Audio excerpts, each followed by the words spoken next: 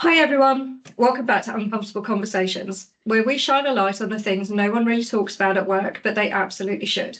Today we're digging into allyship, not the buzzword, not the checkbox, but the real humankind, the kind that happens when someone backs you, champions your work, speaks up for you in the rooms you're not in, and ultimately helps your voice get heard when you're not at the table.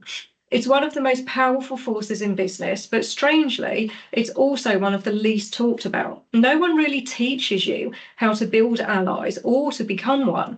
It's not in your job description, it's never in your performance review, but when it's there, it changes everything. So today, Chelsea and I are going to be talking about how to build your fan base of allies and why it's time we treat this as not a nice to have, but as a career essential. Chelsea, I know that we've probably both had really good allyship ourselves within our careers, but it's really so much more than just being nice. It's not just, oh, I'm friendly to that person. How would you describe it in a business context? So in a business context, I would describe allyship as someone who advocates for you in a room that you can't get into. And I think those people are fundamental for driving promotions in the workplace, getting you involved in those projects and initiatives, and really bringing your seat to the table that you're not invited to. They're that extension of your voice and your reputation in the business, and particularly the experience and value that you could bring. Yeah, absolutely, absolutely. And it's odd, isn't it? Because it's not something that's talked about. It's something that you kind of I feel like I just developed it as I developed my career Yeah. and sort of went into different organizations and maybe inadvertently without thinking about it was building allies as I Yeah. went. Probably because I'm naturally quite nosy as well.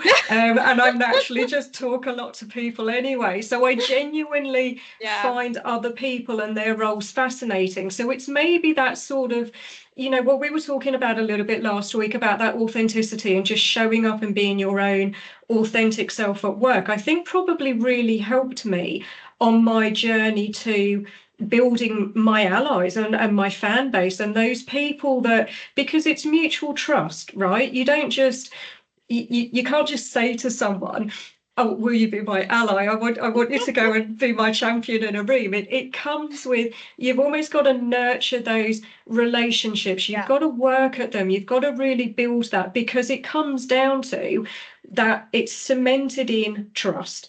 It's you've built that relationship with an individual, with a person who, yes, you naturally get on with. You have to. You're not going to have an ally, someone that you don't like. Although perhaps you probably could if they actually believed in what you were doing. And maybe that's the strongest ally.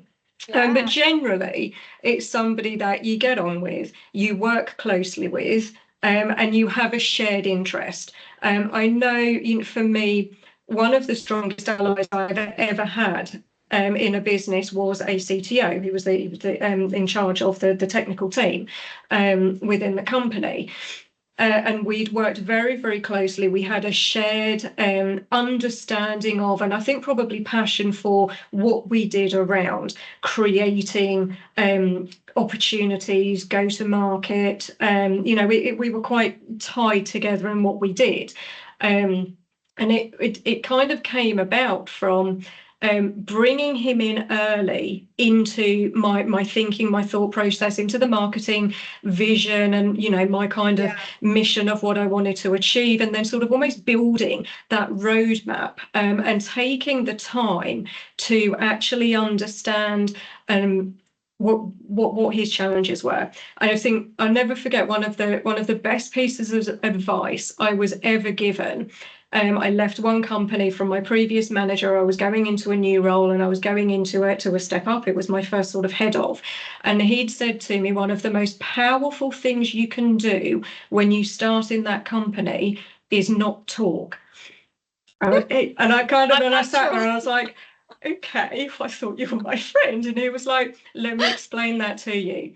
He said, you get, we talked about this last week, you get really excited, you're really passionate about what you do. He said, when in your first couple of weeks, Don't speak, don't go in there with, he says, you know, you've got all these ideas, you've been hired to go and do a job because you're good at what you do. They're bringing you in for a reason. Just take a step back, just breathe. And also the person that used to say to me, you need to sit on your hands, because that's what I literally do. I sit on my hands. It's like I'm kind of having to contain myself, and I'm going to sit on my hands and I'm not going to speak. People who know me, they know my tell now in meetings. I like sitting on her hands. She wants to say something. But what he'd meant was actively listen. So and it became one of my sort of mantras, I suppose. When I join a business, it always goes into my kind of plan, and when I talk through what I'm going to do. Big fan of Stephen Covey, so I always reference to his habit 5: seek first to understand, then to be understood. And it's really about that. And I think one of the keys for me in building quite good allies and advocates for what I do in a business is I take that approach of don't just listen, absorb. When you go into a new situation, you're starting a new role even, or you're just trying to form these bonds and these relationships with people, take a step back, listen. And I often start the conversation around, how can I help? What do you need? Absolutely. What do you need from me? What can I do to make your role more successful? How can I help you? And it throws some people, particularly I think when they're not used to marketing coming in, and you might have a similar thing in HR as well, to actually just sort of pause, take that step back, and not go in with, well, I'm going to do this, and this, and I'm going to change everything, and I'm going to reinvent this, and I'm going to redo the website, just to actually say, what do you need? Tell me what you want. How can I help you? I think it's one of the most powerful foundations for forming those relationships. Yeah, absolutely. I agree with pretty much everything that you've said, and I mirror that same approach. When I go into a business, I observe for the first 2 to 3 weeks. I listen, I watch, I see the dynamics and the behaviors to help me form an opinion of where are the areas I really need to kind of get in a bit faster and help out, or the areas that, you know, actually these people are influential within the business and they would form great allies. So it's about having a bit of a strategic plan coming into a business to help you push through your agenda, because absolutely you come into a business excited, you've been hired for a reason. And I really think excuse me, that finding those people that can really advocate for you and push that, it's just a next level approach. And not a lot of people come in and say, how can I help? And really understand, you know, the business and the areas of how each leader is working. I had a conversation with my CTO yesterday, I think it was, and we was talking exactly about this. I went to a CIPD event and I was sharing some of the knowledge, and we was talking about how we come into a business and get a seat at the table, and what that looks like. And I suppose, again, going back to reputation of HR and coming in, and probably similar of marketing, we must do it like this, and this is what great looks like, versus hearing what's the pulse and what's the rhythm, and actually making them feel heard. I think that's a really important aspect to it, to get those allies, of them feeling heard, recognized, and you being able to, you know, respond in the same language of all those issues that they're bringing to your attention. And I think it's really evolved. I think it's still evolving. I think a lot of people are only just starting that journey of what allyship is. When you was going through your career, do you think there was a turning point of when you recognized what allyship was? And do you think it depends on what role you're in, how you can best utilize it? Question. I'm going to take the first part because it's easier, and that while I'm thinking of the second part of that. So, yes, the best example I've had of a really strong ally for me, and I'll tell you when I knew that they were a champion and they knew that they were going to be my really strong advocate. I had worked so hard on a new campaign. It was a flagship campaign for this company. It was due to be 9 months long. We were launching it in January. It was huge. I had vendor backing and funding for it. I had key speakers. We had a piece of research that we'd gone out and done. I'd worked so hard on it, and I'd brought all of this together. But the important thing, I think, is I hadn't just done it in isolation. I'd done it in lockstep with the technical team, with the office of the CTO, particularly with the CTO. And we were due to go. There was a huge big kickoff meeting, all of sales, private, public sector sales, and the vendor alliances team at said particular vendor's office. Their main head office. They have a whole big executive briefing centre. It's amazing. There were key people from the vendor were going to be there who'd backed this and who'd been part of pulling it together. And I was due, I had a first time ever had a proper time slot on the sales kickoff agenda where I could go and present this. And 2 days before I was due to go, I got tonsillitis, and I was so ill. I've never been so ill. I literally couldn't get out of bed. I was actually delirious. I was that bad. My temperature was up so much, and I couldn't go. Because I would have had to have driven. It was a 2-hour drive there and then a 2-hour drive back. It wasn't the easiest place to get to. So I'd had to, because I'd pulled the whole presentation and everything together in advance, so I knew what I wanted to go through because it was a campaign plan. So I had to hand it over to the CTO, and I had to say to my colleague, I can't go, I'm not going to be able to do this. Can you present it for me? Can you take them through this campaign plan? I'm absolutely gutted, I can't go. And the feedback I got from everyone, kind of jesting in a way, people that know me, was, well, you don't even need to be in a room, Louise, because you know he's just stood there and delivered it. What do we need you for if he can do all that? But he'd landed it so well, and he talked to it so credibly and so knowledgeably, and with so much enthusiasm and passion himself, because he genuinely believed in it, because he'd been part of creating it. I didn't need to be in that room in order to win over the sales team, to win over the vendors, to pitch the idea and to get everyone on board with it. He did it all for me. And that was the moment that I realised I've got a champion. I've actually got somebody who can, yes, present my thought plan, my ideas, my slides for me, but more than that, he can actually credibly talk about them, and he can actually not just a kind of almost cardboard, oh, well, she can't come, so I'm just going to whiz through this really quickly. He was actually taking the time. He was saying the things that I would say. He was presenting it in a way that I would present it. And it was really empowering. It was a really great moment afterwards to be able to sit down with him and talk about, you know, the fact that he believed in it so much that he could answer all the questions. Any sort of doubt or negativity that came up, he was actually able to just see it off and to be able to give them the responses and answers. And I think that was the moment I realised, actually, I've got a really, really powerful advocate here. I've got somebody who actually will and did speak up for me in rooms that I wasn't in. And particularly somebody who holds the gravitas of being a CTO, you know, having that level of authority and credibility, to actually believe in marketing and to believe in me and my vision and what I wanted to do.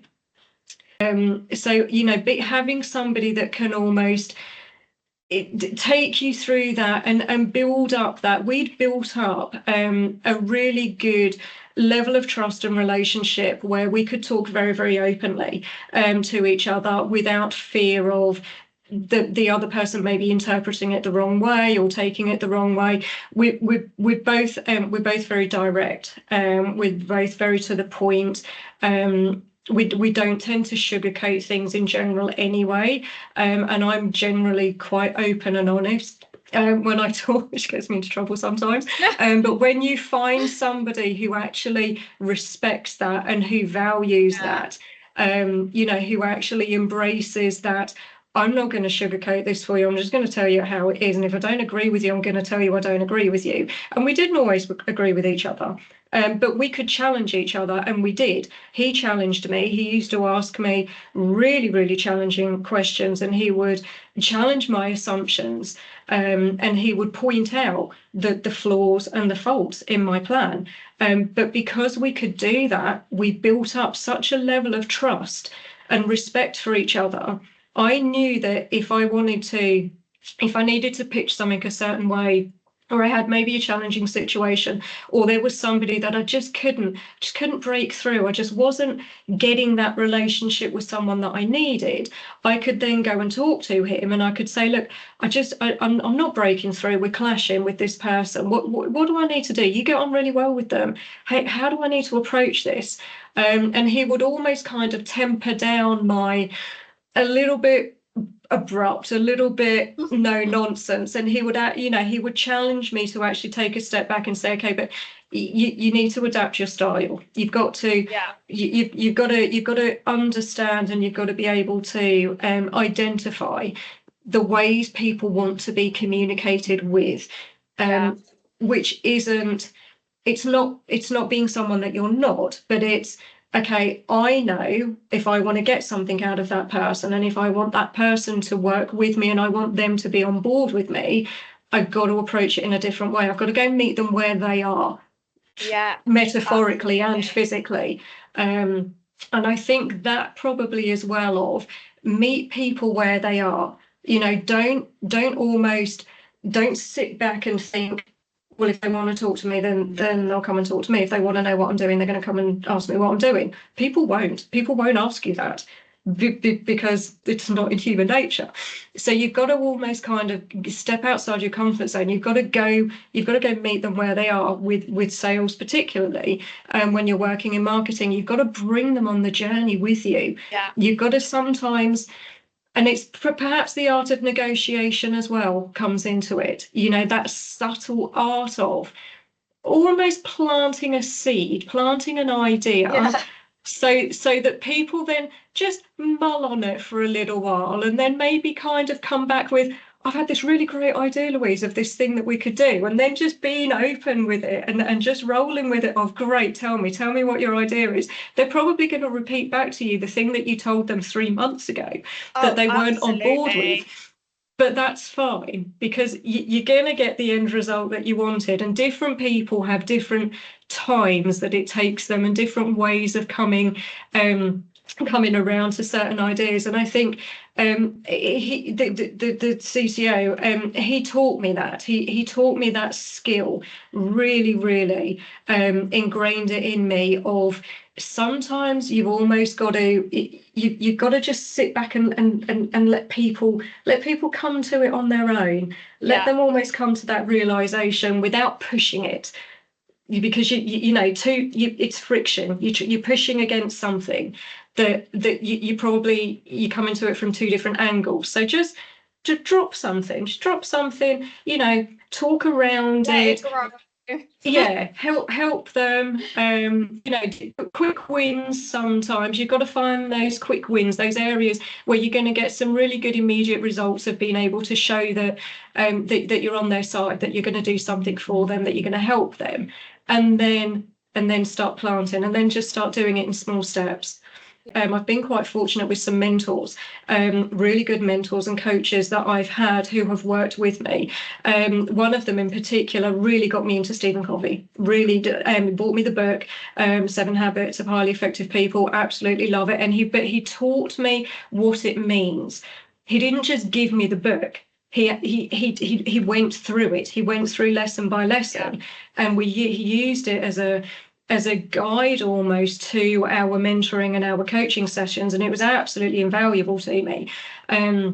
So I think there are definitely, there's mentors, there's allies and advocates that I've had in my roles who have been very, very senior to me, and there's similarly some of my best advocates, as I've been a marketing director, have been early graduate salespeople coming in who just they're so they're so eager and so enthusiastic to do new things, try new things. They have all these ideas that I put the time into them, because marketing can't exist in isolation. We need sales, but also because I had such really good support in my early career, I love giving that back. So interestingly, I think there's two sides to that. It definitely helps to have a peer. Whatever level you're at, have a peer who is going to be in the same rooms that you would be in. So in those same meetings, if it's part of the senior management team, you want somebody on the senior management team who, if you're not in the room, it can still talk for you. If you're maybe a marketing manager, have a sales manager. So if you're in those levels of meetings and you can't be there, you've got a really good advocate. But also, yes, definitely have those allies who are senior to you, who will really champion what you do. You can have an ally and an advocate in some really unlikely places sometimes, but it's about cultivating those relationships and understanding how you need to approach people, and how you're going to not win with those people, but how you're going to bring them around to understand your viewpoint, and equally sometimes being able to actually say, well, we're going to have to agree to disagree then. Don't be afraid to try and build those advocates with people that you might not necessarily want to go and sit and have lunch with. There's different people, there's different routes to it, and they come in when you least expect it sometimes. Yeah, absolutely. And I think it is definitely around proving, your credibility in the workplace too. And that, going back to that point you mentioned earlier, that shared interest. So allies don't always have to be the people you get along with naturally, you click with, and you're like, we're best buds in the workplace, and we're naturally going to back each other. But if you're aligned on a position in a situation, and I had this with compliance managers a lot of the time, is naturally we would butt heads because I'm coming at it from, a more cultural perspective, or maybe a more commercial risk perspective, and they're coming at it from like law, and being able to balance the fine line and work out where we're going to actually meet in the middle, but knowing that the overall goal we're trying to achieve is the same. I think that does really help push conversations forward, get decisions, and know that they're going to maybe potentially say, actually, I'm going to hold that thought and take it back because X person's not in the room, or this person's not here, and I really think their input is valuable here. And that just usually comes through general interest, I think. So it is interesting when somebody turns up and goes, nope, I'm here backing that person. You're looking around thinking, oh my gosh, all these people telling me they actually stood up for me and I'm not in there. It's a bit of a shock, but it's a really nice feeling. I bet you had. Them championing your ideas. It's helping other people to be able to work with you as well. It's it's that kind of shared view and experience, and almost lightening the mood of it as well. And I think it comes down to allyship is got to be earned. You can't just assume. It's not just an assumption of, well, these people work with me, so therefore they're going to go and they're going to sit in a room and they're going to champion me. Absolutely not. You can't expect people to go and be your advocate, to talk up for you in a room. You've got to build trust, and you've got to share your vision with people, because allyship is built on relationships. But Chelsea, why do you think some people assume that they're going to be supported without putting the work in to earn it? Do you see this? Is this conversations that you maybe have with people?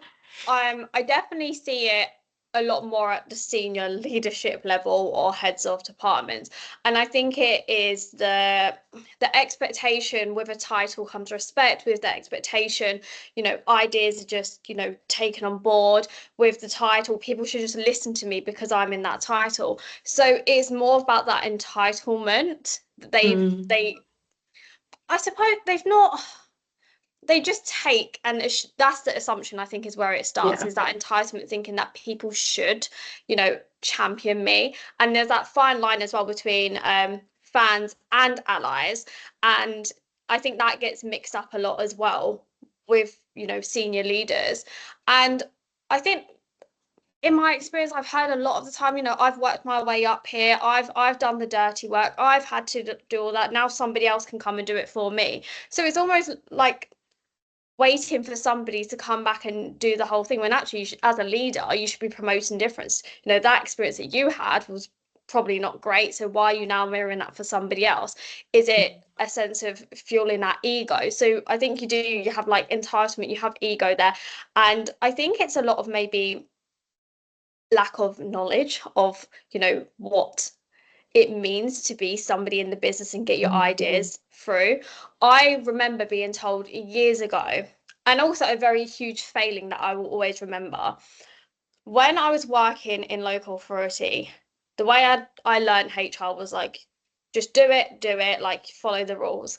And I done this amazing procedure, and I was like, this is great, this is going to help us like meet compliance. And no one was doing it, and I was getting really, really mad. And I think I was maybe like, I was a HR advisor at this point, and I was almost like stomping my feet about it, because I'm like, why are you not following this? And I realized co-creation. I'd missed out co-creation in this simple thing. And I think that's where maybe senior leaders also miss out when it comes to allyship, is that co-creation piece. It's, when they say you basically get people on board before you go into a meeting. If I know the people who are attending the meeting, I'm pitching to them already why I think it's going to benefit them and what do they think about at the moment. And I tweak it, I refine it. So when I'm in that meeting, I've already got my allies on board in that call or in that like physical meeting, because I've said to them, I think this is really going to help you. And when somebody else in the meeting goes, I don't really believe it, I've already handpicked a few people to really help me push this over the line. And I think that's maybe where senior leaders and the leadership team struggle, because they just assume that they can do what I did, is stomp my feet and hand something over and say, because I'm here, this is what you should be doing, versus actually seeing those key influencers and building that allyship to get it over the line, understanding it doesn't come with entitlement, and dropping your ego a little bit to, you could be speaking to the most junior person in the team, but they're the one who's going to shout about because they're excited, going back to like your grads, like they're excited about what you're doing. And, when someone's being negative, they can go, actually, I think it's a great idea. Why would you think that? And it makes that friction. So that's, what I've kind of concluded to, and I try to really push leaders that I work with to adopt a different approach. But I think it's something, a journey of what leadership is in the business is going on right now, and what those behaviors and qualities do look like. Yeah, absolutely, absolutely. And I think, for me, building allies, it's a skill. It's not a trait. It's a skill Yeah. that you need to learn. It's a learned behavior. People can sometimes treat allyship a bit like a personality trait. But it's actually it is a skill. It's a really soft skill. It's a business skill that you need to practice. You've got to learn it. And it can sometimes it can go wrong. Sometimes it doesn't work in your favor. So let's flip it a little bit, because this is something that I've seen, and I feel quite strongly about it. But have you seen that a culture within a business can prevent allies? And sometimes it's around, if there's maybe quite a toxic culture, quite a toxic leader, maybe somebody that leads with fear, somebody who's not encompassing in their approach, and maybe just has that almost sort of hierarchical approach to, well, I'm at this level, you're at that level, so there's almost that kind of ingrained, well, that person's never going to go and talk for us. Have you seen that? Do you think that's true? Absolutely. And I've experienced that as an employee within a business. And I think it's always there. I think allyship will always be an undercurrent, because people generally gravitate towards building relationships, wanting to get things over the line. But when you have it starting top down, unfortunately, the hierarchy where a manager or a senior leader, a head of, can really come in and swipe you out and say, why are you having conversations with that person, or really micromanaging you or questioning what you're doing, or I saw you talking to this person. It does create that level of fear, because you could be having a very innocent conversation, but they know the power of you building that relationship with maybe that particular person that they don't have. And it really does impact creativity, cross collaboration, innovation within a business, because different departments and different people aren't sparking ideas. They're not looking at the overall big picture of what the company can achieve. I've had it and I've seen it. So many amazing ideas have been created through the most unusual relationships and people speaking, because they're having a coffee, and that's something that generates huge revenue for the business over a 20-second conversation. One of the last companies I was in was amazing in having the leadership team so approachable. You could grab a C-suite member and sit down and say, this is my idea. But other companies, where they push that away, saying you're not allowed to go near them, they are like, restricted. I think that's where it really prevents it, because it has that feeling where people feel they can't approach anyone in the business, and that really drives down actually that relationship aspect and that connection within the business. So it's 100% still there. It's really recognizable as soon as you go in. It's not something necessarily you see, but you can feel, and through your interactions it develops to, like, okay, whilst I may want to work on this incredible opportunity or project with somebody, I know I'm not allowed to, because I have to get it checked off. And if you're a business operating in that way, or you're not sure, get a temperature check, because you might be losing people. No one wants to deal with that anymore. People want the autonomy and freedom and that creativity, because purpose is something that's driving a lot of generations now. Yeah, absolutely, absolutely. I think it's a byproduct almost of cultivating a healthy culture within a business, that people trust each other. But it's not always there. And it is, I've seen trust be eroded by one bad leader coming into a business and actually going out of their way to cultivate a toxic culture. They intentionally created a blame game, which was very much, that there had been a really nice co-collaborative environment. Everybody, had got on. There's always friction, of course there is. You're not always going to agree with everybody all the time, but it's healthy. You've got to have that level of trust where you can actually have those conversations of, okay, we just need to go and whiteboard this, because you're saying this, I'm saying this, we're not meeting in the middle. Let's just start from the beginning. But when you get somebody that comes into a business, and it is usually a very senior person, it'll be a board member or someone who's part of the senior leadership team, will join with very set views and ways of working, and intentionally set about eroding that trust and those relationships till you get to a point where people will, we talk about throwing somebody under the bus. It literally becomes that. People then sit in meetings of, rather than trying to work the problem, what's the solution? How are we going to make this work? You just go round and round of, well, it's your fault, well, you didn't do this, well, they didn't do that. And you're in this constant cycle of, well, how did we get to this? And unless somebody can stand there and look into that and say, what has gone wrong? How have we got to this? That cycle just gets worse and worse and worse, until people then become very insular. They ring fence themselves, they ring fence their departments. They then become, it's almost a battleground. you're almost then feel like you're going into battle every time you walk into a meeting, rather than walking into rooms and meetings and thinking, okay, right, we're going to get stuff done. You know, I know it's going to be a challenging meeting, but let's work through it. You then go into it and your body language shows, and everybody walks into the room almost armored up for battle of, right, it's your fault, I can't take responsibility, I'm not going to support you because then I'm going to look weak. And almost, well, if that toxic leader is then picking fault with you, okay, well, that means that they're not looking at me, so that's good, I'm not going to stand up for you. But you then get to the scenario where, yes, you start losing people, morale dips, sickness goes up, people actively disengage from what they're doing. Almost the silent quitting, the silent resignation. People just start stepping back, and you don't realise they stop coming into the office. Cameras aren't switched on anymore in meetings, and people just don't speak. They just come into this almost, I'm on a treadmill of, well, I'm going to go to work because I have to. I'm going to do the bare minimum. I'm going to go home again.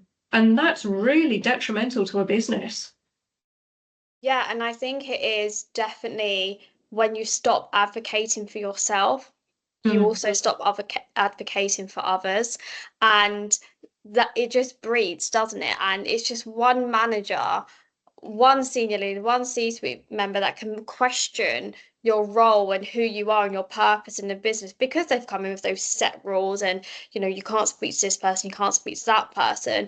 The fear of being able to respond to that and say, actually, hold up, that's not really appropriate or nice. And then when you go into meetings, you're like, I can't even advocate for myself, why should I bother advocating for these people?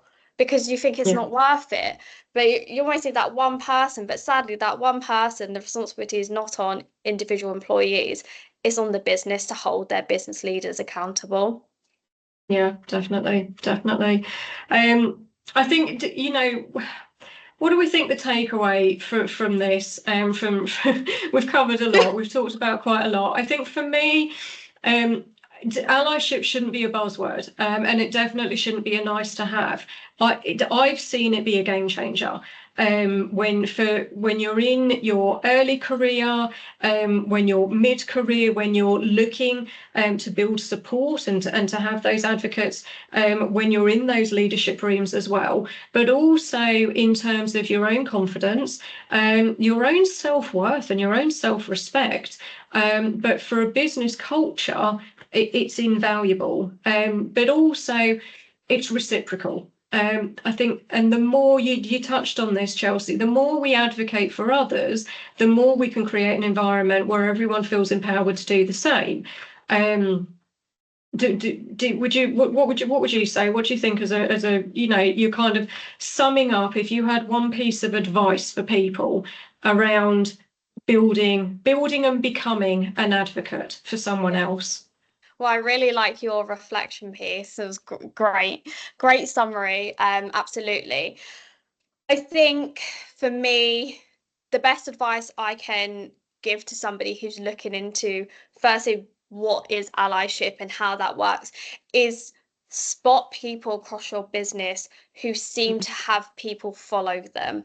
And I don't mean physically follow them, but naturally want to follow their vision and are always talking about them. If you're hearing a certain name, and reach out to that person, shadow them, see the behaviors, and really learn how you can best build that skill up, because it is so empowering once you learn it, and it will really help elevate your career. So that's one piece of advice I would give to somebody.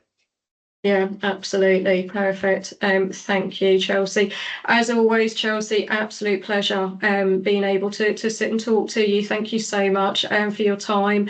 And everybody else, if this conversation has hit home with you, please subscribe. We've got plenty more coming up that digs into some of the unspoken truths of work and leadership. And tell us in the comments, who's been an ally for you in your career? What kind of ally do you wish that you had? And what would you love to hear about? Get involved in the comments, comment on LinkedIn. Who's been an ally for you in your career? What kind of an ally do you wish that you had? And if you found this conversation interesting and relevant for you today, please hit reshare, share it with your network, get the conversation going. Let's encourage more people to be allies and to show up intentionally and to be advocates for each other at work. Thank you very much indeed, Chelsea. Thank you so much for your time. Thanks, Louise.